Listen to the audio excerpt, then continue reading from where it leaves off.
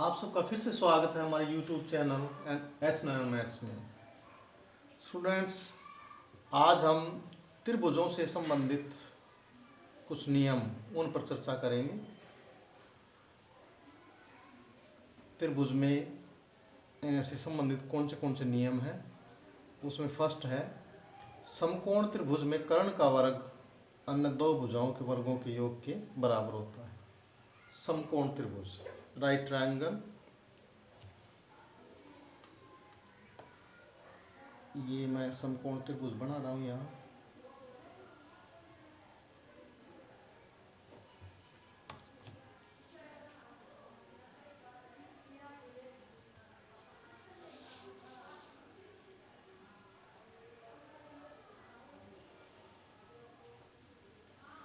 ये समकोण त्रिभुज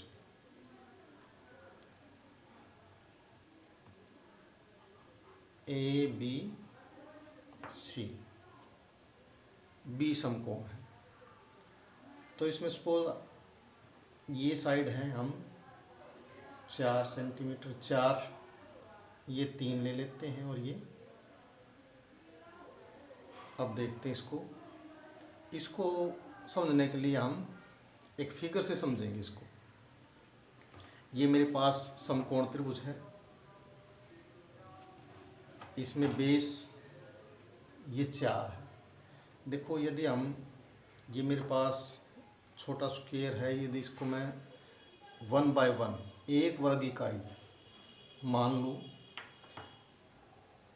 तो इसमें इस भुजा के साथ 4 स्क्वायर हैं, 1 2 3 और 4 इकाई है ये आधार, और ये लंब है हमारे पास 1 2 3 ये लंब है, जैसा कि मैंने इस फिगर में लिया था।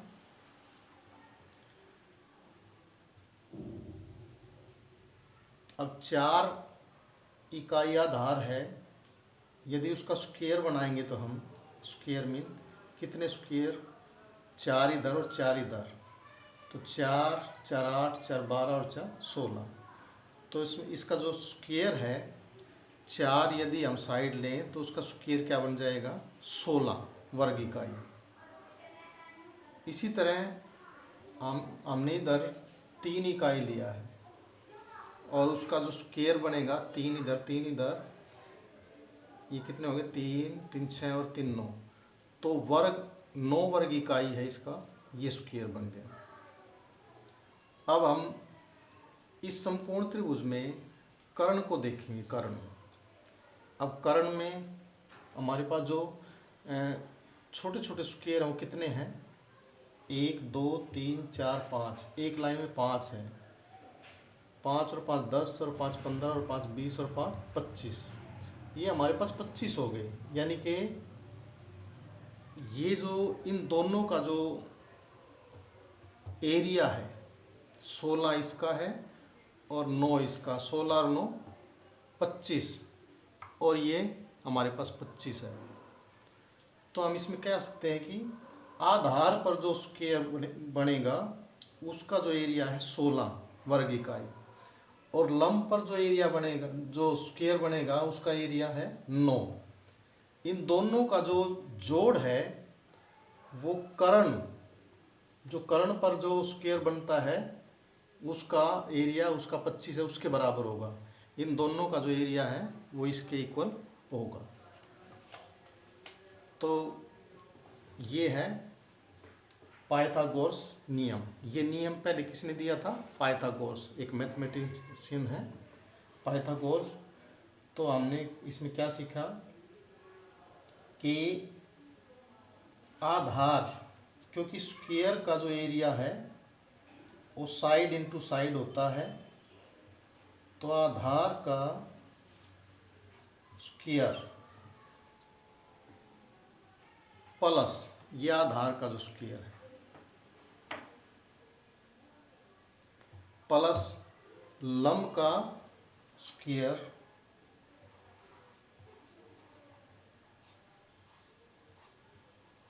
ये किसके इक्वल होगा, कर्ण के स्क्वायर के इक्वल होगा। आधार में हमारे पास 4 इकाई है आधार। लंब कितना इकाई है?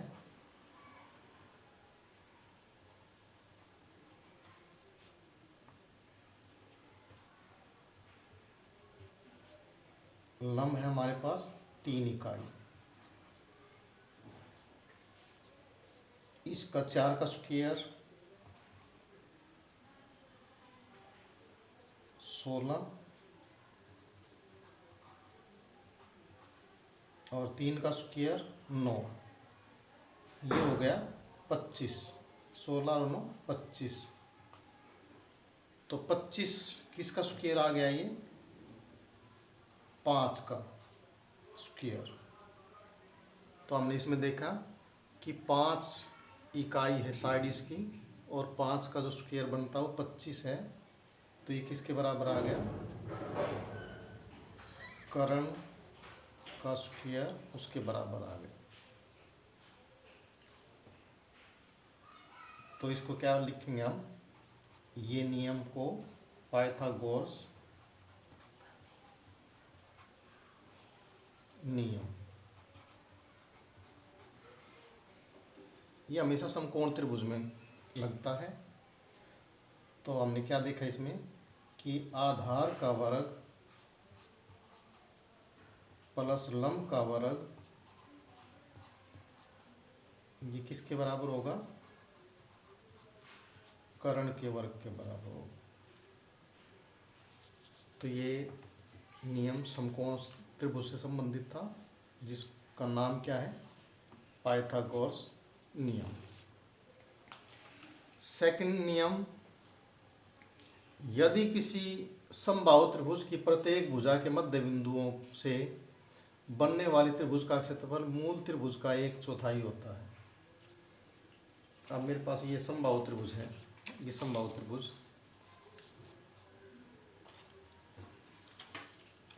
हम यहाँ भी समबाहु त्रिभुज बना रहे हैं।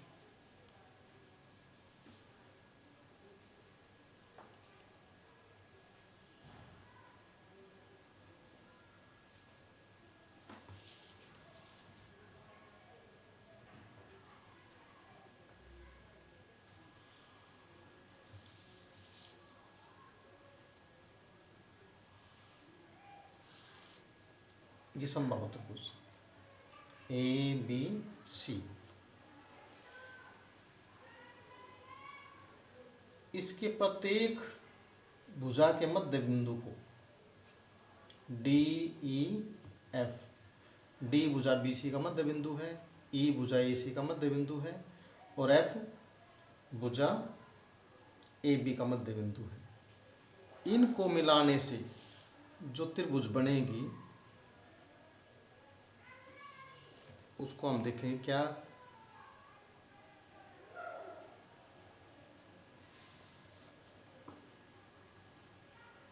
ये मैंने मध्य बिंदुओं को मिला दिया, और ये जो त्रिभुज बनी है वो क्या है? 1/4 है। अब ये मैंने पेपर से, हम कोशिश करेंगे पेपर से समझने की। ये मध्य बिंदु है, क्योंकि देखो मैंने ये इस भुजा का मध्य बिंदु, ये सभी मध्य बिंदु को मैंने फोल्ड कर रखा है। ये भी तीनों भुजाओं के मध्य बिंदु। तो इनको हम फोल्ड करने से, एक देखो ये त्रिभुज मैंने फोल्ड कर दी, चारों त्रिभुज समबाहु त्रिभुज है। तो इसमें क्या है? चारों त्रिभुज एक जैसी है। तो हमने इसमें यही हम जांचना चाहते थे कि किसी समबाहु त्रिभुज की प्रत्येक भुजा के मध्य बिंदुओं से बनने वाले त्रिभुज का क्षेत्रफल मूल त्रिभुज का 1/4 होता है। ये जो त्रिभुज बनी है मध्य बिंदुओं से,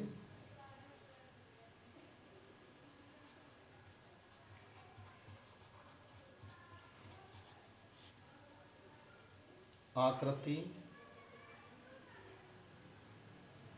में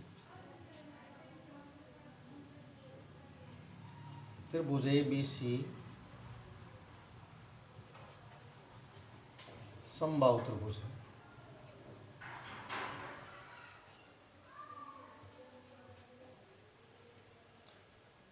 तो इसमें डी ई एफ क्रमशः भुजाओं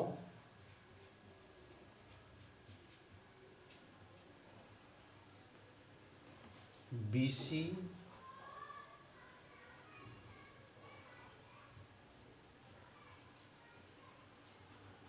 ए सी तथा ए बी के मध्य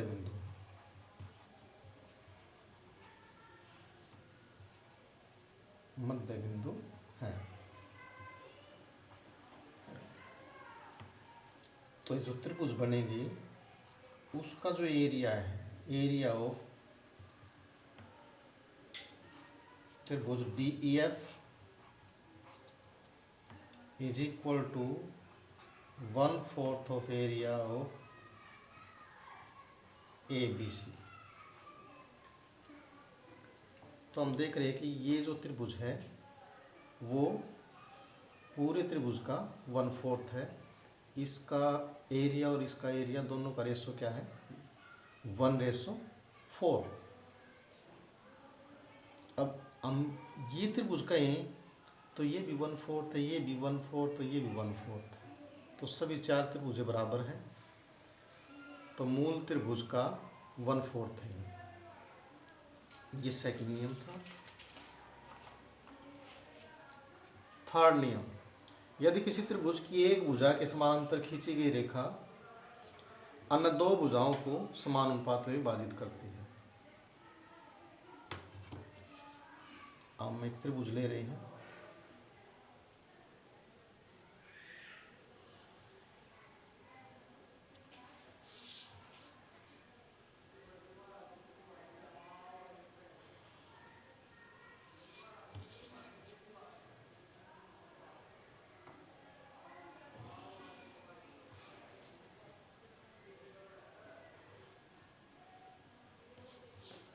ये त्रिभुज ए बी सी,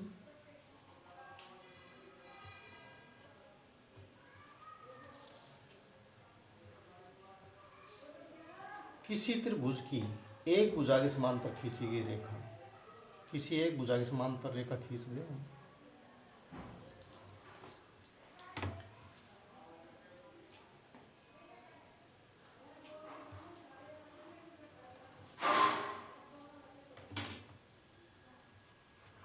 ये डी रेखा हमने किसके समांतर खींची, ए बी के समांतर। किसी भी एक भुजा के समांतर खींची गई रेखा अन्य दो भुजाओं को, ये दो भुजाएं हैं हमारे पास, बाकी कौन सी बच गई, बी सी और ए सी। एक भुजा ए बी के समांतर तो हमने रेखा खींची है, बाकी दो भुजाएं हैं हमारे पास बी सी और ए सी। इन दोनों भुजाओं को जिन दो बिंदुओं पर ये काटेगी वे बिंदु इन दोनों भुजाओं को समान अनुपात में बांटते हैं। इन दोनों भुजाओं का अनुपात समान होगा। तो इसमें त्रिभुज आकृति में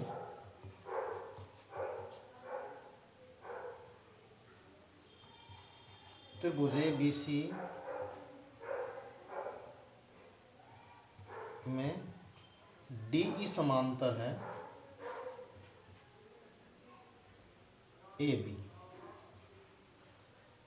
डी जो है ए बी के समांतर हमने रेखा खींच ली, और बाकी दो भुजाओं का अनुपात क्या होगा, ये इक्वल होगा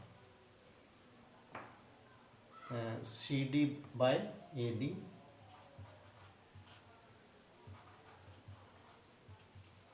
और इधर सी बाय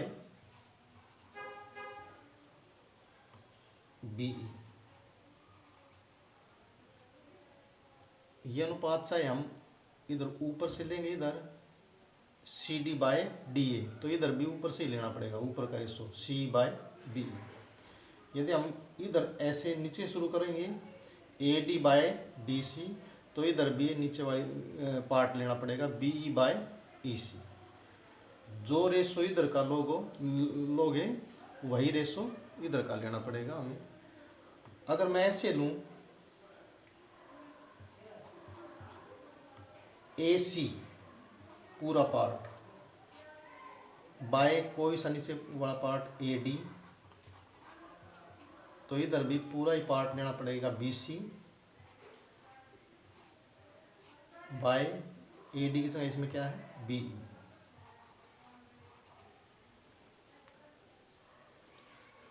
तो इसको हम क्या बोलते हैं थेल्स पर्म। थेल्स पर्म कि किसी त्रिभुज में एक भुजा के समांतर खींची गई रेखा अन्य दो भुजाओं को समान अनुपात में विभाजित करती है। फोर्थ जो नियम है त्रिभुज का, प्रत्येक त्रिभुज की माध्यिकाएं उसे दो त्रिभुजों में बांटती है जो क्षेत्रफल में बराबर होते हैं। यह हमने एक बार पहले भी डिस्कस किया है, एक बार यहाँ रिपीट कर रहे हैं।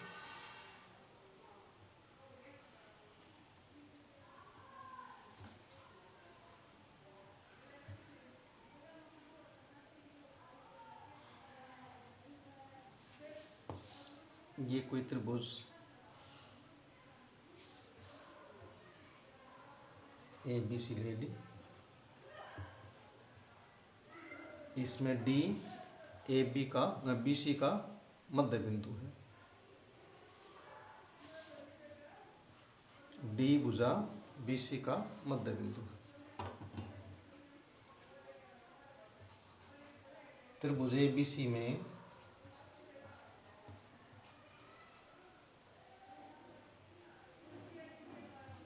डी भुजा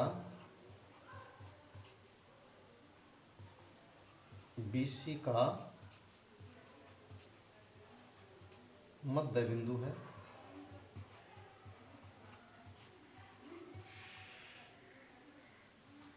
अर्थात ए डी भुजा बी सी की माध्यिका है। अर्थात ए डी भुजा बी सी की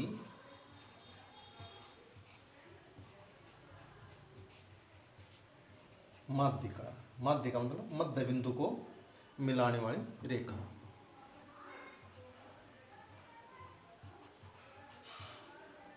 तो इसमें दो त्रिभुज बनती है। ये माध्यिका त्रिभुज को दो हिस्सों में बांटती है। जैसे ये है हमारे पास, ये त्रिभुज है और ये इसका मध्य बिंदु है। मध्य बिंदु ये माध्यिका है। और माध्यिका जैसे दोनों त्रिभुज बराबर हैं, दो हिस्से दोनों बराबर हैं, दोनों त्रिभुज यह क्षेत्रफल में हमेशा बराबर होती है। तो इसमें area of A B D बराबर area of A C D.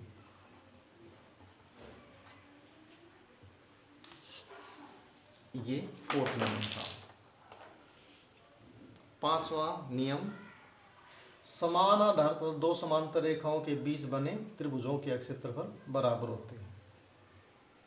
समान आधार, तो इसमें हम दो समांतर रेखाएं लेंगे। पहले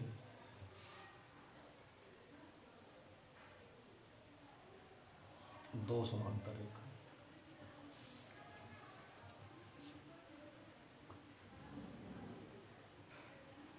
अब एक आधार ले लो, आधार ए बी, और दो समांतर रेखाओं के बीच में दो त्रिभुज बना लो।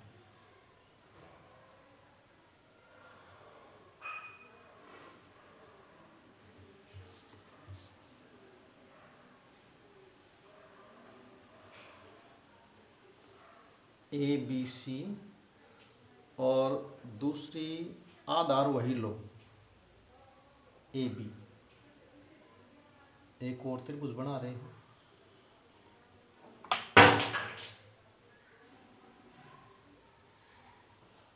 ये आधार ए बी और ये त्रिभुज है ए बी डी। समान आधार ए बी है हमारे पास और दोनों समांतर रेखाओं के ये बीच में बनी हुई है, तो उनके क्षेत्रफल क्या होंगे? हमेशा बराबर होंगे। त्रिभुज आकृति में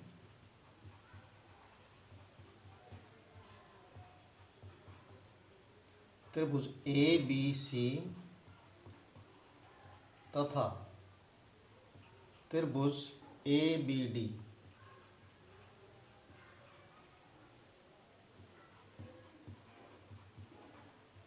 समान आधार दोनों का आधार यही है ए बी, समान आधार ए बी तथा दो समांतर रेखाओं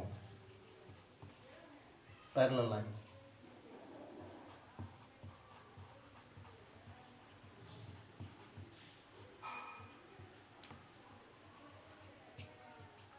के मध्य स्थित है।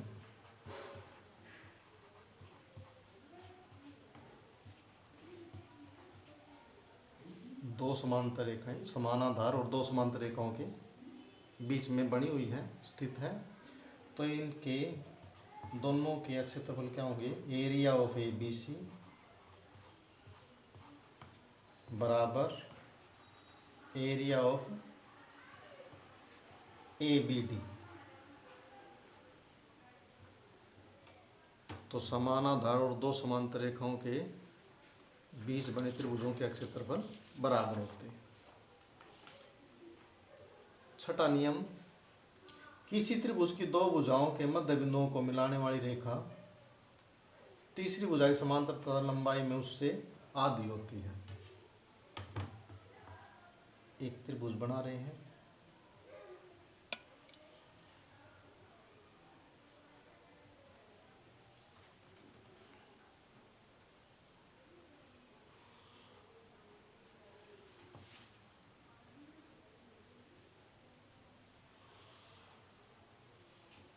ये त्रिभुज ए बी सी,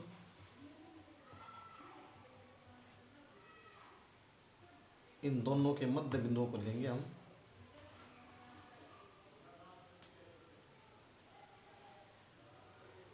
ये मध्य बिंदु इसका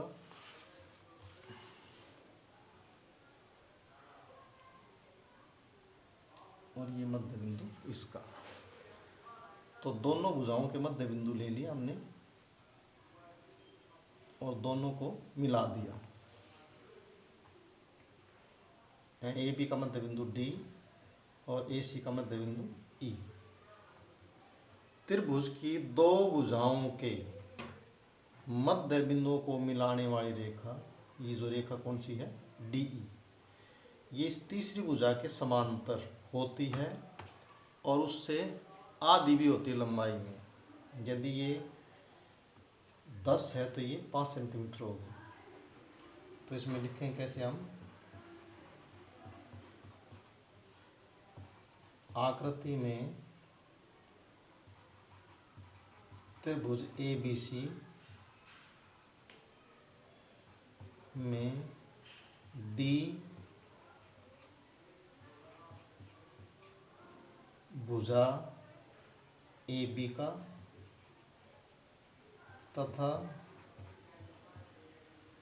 ई भुजा ए सी का, ई भुजा ए सी का मध्य बिंदु।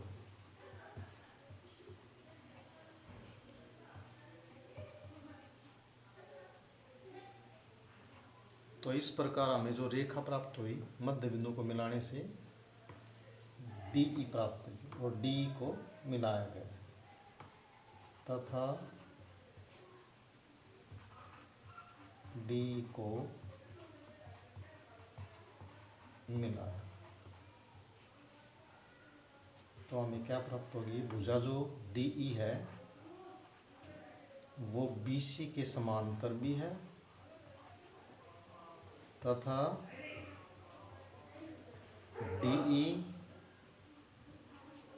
बी सी की आधी होती है, आधी किसकी, बी सी की। तो किसी त्रिभुज में दो भुजाओं के मध्य बिंदुओं को मिलाने वाली रेखा तीसरी भुजा के समांतर भी होती है और उससे आधी भी होती है। ये थे हमारे 6 नियम त्रिभुज से संबंधित। तो बच्चों आज की वीडियो में इतना ही,